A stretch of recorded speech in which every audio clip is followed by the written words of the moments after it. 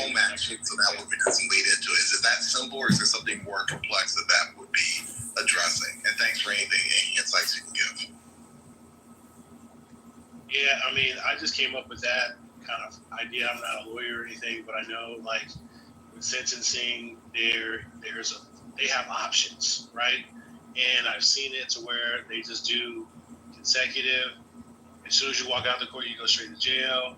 I've seen it to where they give you some like time, and then I see it where they say, okay, you're gonna do, consecutively, but in 10 years in good behavior, you can get out in 5, right? If they can, they can make this very difficult, or they can make this very, very easy. And just to kind of see like a sweet spot, like what would still look like a potential win. And the potential win is him not staying behind bars for 20 years, right? So in that case, that's where I come up with the idea of just, hey, maybe you can do 10.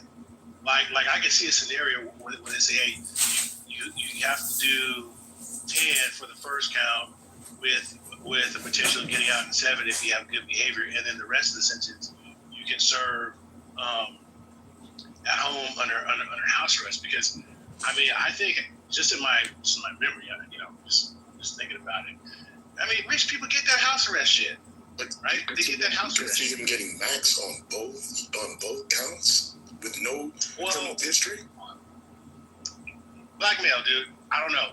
Like, do you remember Martha Stewart? She didn't serve her full thing too. She had a house arrest situation. Yeah, but she didn't get max because she didn't get max sentences. What you're talking about is max on them charges. She had no plea deal. But she's a white woman.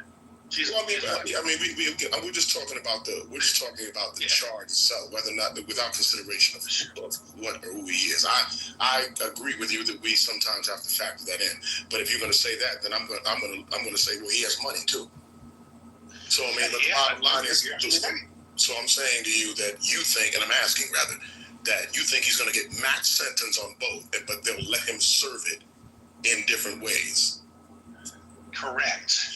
I think you're a lunatic about one of those things. I don't think he's going to get max sentence on either one of them. I don't think so. Because he doesn't have it. This is what people are not. No matter what you think about Sean or what you think his antics have been in the press, he doesn't have a criminal history, not on paper.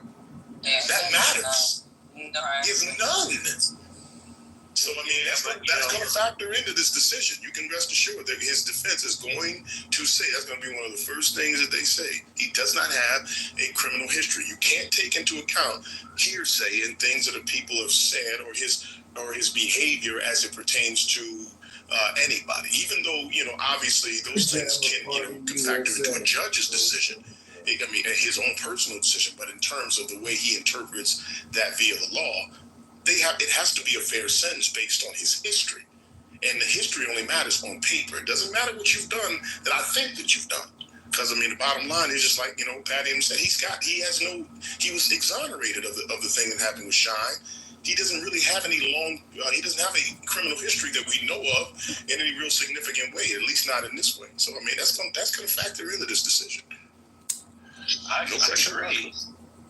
I just think that, especially listening to that letter, right, or one of the letters that says, he could be a potential menace to society, there's, retaliation, he's already had a history of, like, violent behavior, although he wasn't convicted of anything, he does have that as indicated by the testimony, So, that could play a factor in it, too.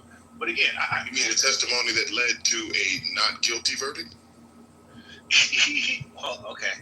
But I'm just being devil's advocate. Yeah. I'm saying, in terms of the way I would present that if I'm defense, the only history that matters is the one that I've been convicted for. The people that you've seen have gotten immediate sentences or been able to configure their sentences have had a criminal past and a history.